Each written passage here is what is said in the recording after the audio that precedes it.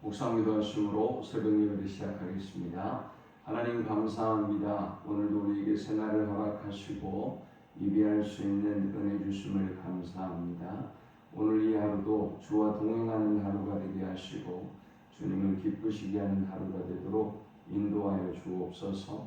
오늘도 구름기둥과 불기둥으로 우리의 모든 발걸음을 지키시며 또 만나함이 출하기로 공부하시고 인도하여 주옵소서. 때를 따라 돕는 하나님의 놀라운 은혜로 오늘 이 하루도 믿음으로 승리케 해 주옵소서. 우리가 가지고 온 모든 인생의 짐과 문제들은 주께서 담당해 주시고 세상에 알 수 없는 크고 은밀한 방법들로 일하시고 역사해 주옵소서. 예수님의 이름으로 기도합니다. 아멘. 찬송 521장 드리겠습니다. 구원으로 인도하는 그 문은 참 좁으며 생명으로 인도하는 그 길은 참 험하니 우리 몸에 지워 있는 그 더러운 죄짐을 하나 없이 벗어놓고 힘써서 들어갑시다. 구원으로 인도하는 그 좁은 문 들어가 영생으로 인도하는 그 생명길 갑시다. 이 세상에 많은 사람 금문으로 들어가 넓은 길로 갈지라도 멸망으로 끝나니 세상 헛된 부귀영화 모두 내어버리고 주의 말씀 순종하여 그 생명길로 갑시다. 구원으로 인도하는 그 좁은 문 들어가 영생으로 인도하는 그 생명길 갑시다. 구원의 문 열렸으니 주의 공로 힘입어 주저 말고 들어가서 생명길로 갑시다. 구원의 문 닫힌 후에 들어가고 싶으나 한 번 닫힌 구원의 문 또 열려지지 않으리. 구원으로 인도하는 그 좁은 문 들어가 영생으로 인도하는 그 생명길 갑시다. 아멘. 오늘 이 시간에 주시는 살아계신 하나님의 말씀은 신약성경 누가복음 7장 18절에서 35절의 말씀입니다. 요한의 제자들이 이 모든 일을 그에게 아니니 요한이 그 제자 중 둘을 불러 주께 보내어 이르되 오실 그이가 당신이오니까 우리가 다른 일을 기다려 오리까 하라 하며 그들이 예수께 나와 이르되 세례 요한이 우리를 보내어 당신께 여쭈어보라고 하기를 오실 그이가 당신이오니까 우리가 다른 일을 기다려 오리까 하더이다 하니 마침 그때에 예수께서 질병과 고통과 및 악귀 들린 자를 많이 고치시며 또 많은 맹인을 보게 하신지라. 예수께서 대답하여 이르시되 너희가 가서 보고 들은 것을 요한에게 알리되 맹인이 보며 못 걷는 사람이 걸으며 나병 환자가 깨끗함을 받으며 귀먹은 사람이 들으며 죽은 자가 살아나며 가난한 자에게 복음이 전파된다. 누구든지 나로 말미암아 실족하지 아니하는 자는 복이 있도다 하십니다. 요한이 보낸 자가 떠난 후에 예수께서 무리에게 요한에 대하여 말씀하시되 너희가 무엇을 보려고 광야에 나갔더냐? 바람에 흔들리는 갈대냐? 그러면 너희가 무엇을 보려고 나갔더냐? 부드러운 옷 입은 사람이냐? 보라, 화려한 옷을 입고 사치하게 지내는 자는 왕궁에 있느니라. 그러면 너희가 무엇을 보려고 나갔더냐? 선지자냐? 옳다. 내가 너희에게 이르노니 선지자보다도 훌륭한 자니라. 기록된 바 보라, 내가 내 사자를 내 앞에 보내노니 그가 내 앞에서 내 길을 준비하리라 한 것이 이 사람에 대한 말씀이다. 내가 너희에게 말하노니 여자가 낳은 자 중에 요한보다 큰 자가 없도다. 그러나 하나님의 나라에서는 극히 작은 자라도 그보다 크니라 하시니 모든 백성과 세리들은 이미 요한의 세례를 받은지라. 이 말씀을 듣고 하나님을 의롭다 하되 바리새인과 율법 교사들은 그의 세례를 받지 아니하므로 그들 자신을 위한 하나님의 뜻을 저버리니라. 또 이르시되 이 세대의 사람을 무엇으로 비유할까? 무엇과 같은가? 비유하건대 아이들이 장터에 앉아 서로 불러 이르되 우리가 너희를 향하여 피리를 불어도 너희가 춤추지 않고 우리가 곡하여도 너희가 울지 아니하였다 함과 같도다. 세리요한이 와서 떡도 먹지 아니하며 포도주도 마시지 아니하며 너희 말이 귀신이 들렸다 하더니 인자는 와서 먹고 마시며 너희 말이 보라, 먹기를 탐하고 포도주를 즐기는 사람이요 세리와 죄인이 친구로다 하니 지혜는 자기의 모든 자녀로 인하여 옳다함을 얻느니라. 아멘. 세리요한은 지금 감옥에 갇혀 있는 상태입니다. 그리고 그의 제자들이 밖에서 일어나는 일들에 대해서 세례 요한에게 전하여 주고 있습니다. 하루는 세례 요한이 두 제자를 불러서 예수님께 보냅니다. 오실 그이가 당신입니까? 아니면 우리가 다른 일을 기다려야 합니까? 라고 묻습니다. 이 질문은 대단히 중요한 질문이 아닐 수 없습니다. 이 질문은 예수님, 당신이 하나님의 아들 메시아 맞습니까? 아니면 제가 잘못 안 것입니까? 우리가 지금 다른 일을 기다려야 됩니까? 라는 질문이기 때문에 굉장히 중요한 질문입니다. 세리요한은 왜 이러한 질문을 했던 것일까요? 예수님의 길을 예비하기 위한 특별한 사명을 부름받고 보냄을 받았던 사람, 그리고 광야에 외치는 소리로 모든 사람에게 존경과 사랑을 받았던 사람, 예수님도 그에게 세례를 받고 그를 칭찬했던 사람. 그런데 그런 그가 메시아가 당신입니까? 우리가 잘못 본 것입니까? 라고 물었습니다. 자, 오늘 우리는 이 본문을 통해서 세 가지 영적 교훈 묵상과 함께 은혜를 나누고자 합니다. 이 본문이 주는 첫 번째 영적 교훈은 실족하지 않는 자가 복이 있다라는 것입니다.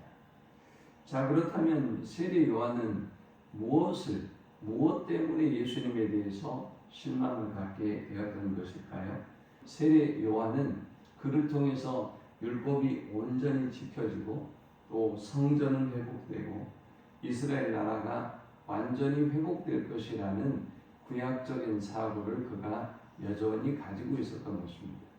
그러니까 새로운 시대를 여는 예수 그리스도에 대한 믿음도 물론 있지만 폐허가 되어버린 자기의 나라, 폐허가 되어버린 예루살렘과 이스라엘 그리고 성전을 바라보며 이 모든 일들을 회복하고 온전케 할 분이 예수 그리스도라고 보았던 것이죠. 이 형편없어져 버린 나라를 이제 하나님의 나라로 왕국으로 정치적으로 회복해 주실 메시아가 예수 그리스도라고 믿었던 것입니다. 그런데 예수님은 하시는 일들을 보니 여기저기 충돌과 논쟁이 있었고, 그리고 예수님은 보건대 한심하게 자기 일만 하러 다니고 있는 것 같단 말이죠. 그리고 민족을 구원할 어떤 메시아로서의 의미와 가능성은 볼 수가 없었어요. 그러니까 실망하며 낙심하지 아니할 수가 없었다는 것이죠. 이렇게 낙심하고 절망하고 있는 세례 요한에게 예수님은 그의 제자들을 다시 보내서 이렇게 말합니다. 예수께서 대답하여 이르시되 너희가 가서 보고 들은 것을 요한에게 알리되 맹인이 보며 못 걷는 사람이 걸으며 나병 환자에게 깨끗함을 받으며 비먹는 사람이 들으며 죽은 자가 살아나며 가난한 자에게 복음이 전파된다 하라. 누구든지 나로 말미암아 실족하지 아니하는 자는 복이 있도다 하시니라 했습니다.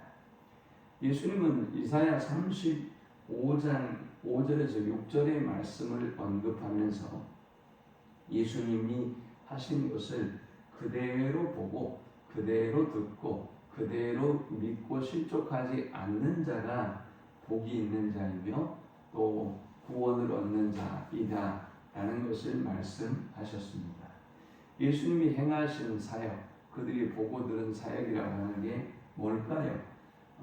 연약한 자, 병든 자를 치료하는 것이고 또 죽은 자가 살아나는 것이고 인간의 죄로 말미암아 죽음과 또 이 질병의 고통에서 시달리고 있는 인생들을 향해서 복음을 전하시는 것, 그것이 예수님이 행하신 일이다 라는 것입니다.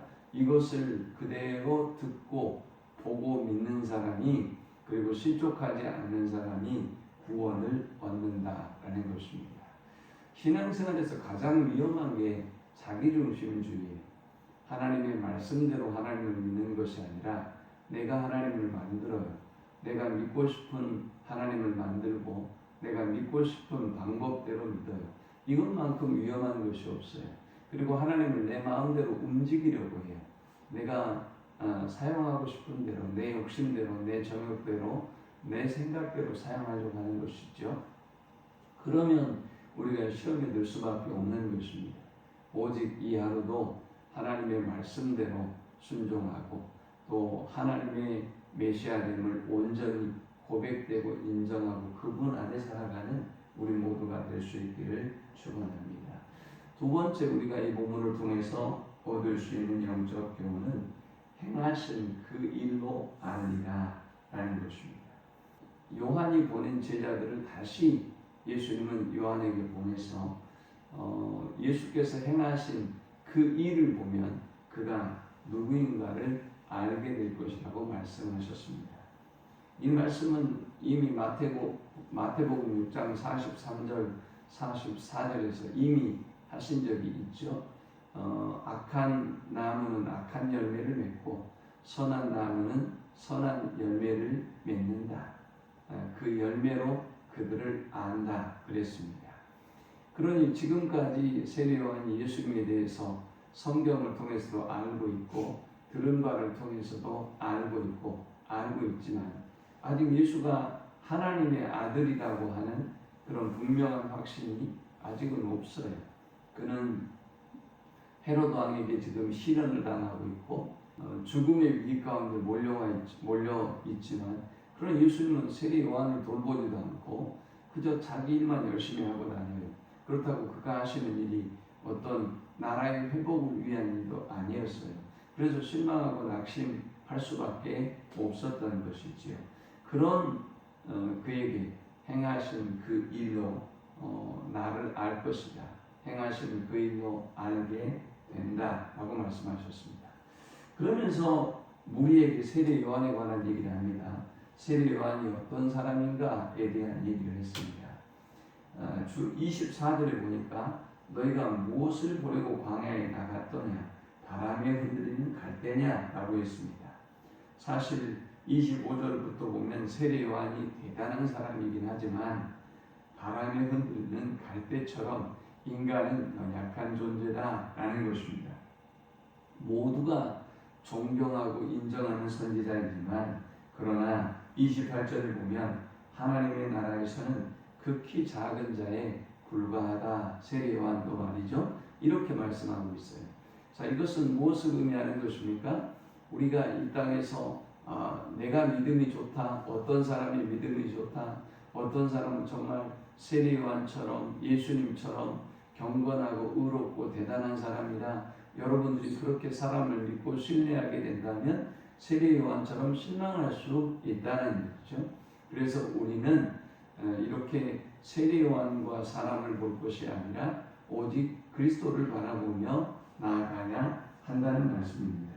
마지막 세 번째 우리가 이 본문을 통해서 얻을 수 있는 영적 교훈은 자기 교만의 생각을 버리고 그리스도를 인정하는 사람이 하나님의 자녀이다 라는 것입니다. 마지막 32절에서 이 세례 요한과의 이야기를 결론을 맺으면서 32절에 장터에서 노는 아이들에 관한 비유를 합니다. 유대인들은 두 패로 나눠서 한쪽의 아이들이 피리를 부면 반대편에 있는 아이들이 춤을 추고 또 곡을 하면 저쪽에서 또 우는 이런 놀이를 했습니다. 그러니까 여기에서 피리 불면 노래하고 즐거운 반응을 보이고 만약 여기에서 이 곡하면 저쪽에서도 우는 그런 반응을 보여야 한다는 것이죠. 그러나 유대인들은 예수님이 왔는데도 반응을 보이지 않습니다. 세례 요한한테는 33절에 보니까 금욕적인 삶을 살았다고 비난하고 또 예수님은 탐욕적인 인물이라고 비난하고 세례 요한도 거부하고 예수님도 거부한 이들이 유대인들이라는 것입니다. 그러면서 35절에 지혜는 자기의 모든 자녀로 인하여 옳다함을 얻느니라 그랬습니다. 여기 지혜는 예수 그리스도를 의미하기도 하고요. 또 하나님의 뜻을 의미하기도 합니다. 그러면 어떤 사람이 옳다함을 얻느냐? 예수님을 인정하고 예수님을 모셔드리는 사람만이 옳다함을 얻고 자녀가 되고 구원을 얻는다는 것입니다.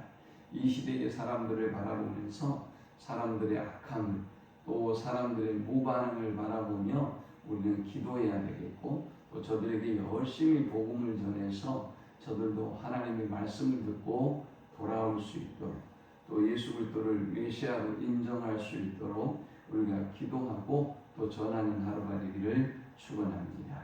하나님 감사합니다. 그냥 말씀을 통해서 은혜 받고 깨닫습니다. 세상은 악하고 자기 생각으로 가득하고 그리하여 그리스도를 떠나는 자들이 많음을 봅니다. 세례 요한까지 흔들리고 무너졌음을 봅니다. 우리가 이렇게 연약한 갈대임을 알게 하시고 오직 하나님만 믿고 하나님만 바라보며 또 말씀만 따라 순종하며 사는 저들이 되게 하여 주옵소서. 예수님의 이름으로 기도합니다. 아멘. 지금은 우리 주 예수 그리스도의 크신 은혜와 성부 하나님의 극진한 사랑과 성령의 인도고 교통 충만케 하심 오늘도 흔들리지 아니하는 믿음으로 변함없는 믿음으로 그리스도를 따르고 또 그리스도를 전하는 삶을 살기를 소망하는 모든 주의 백성들의 머리 위에 이제로부터 영원토록 함께 있을지어다. 아멘.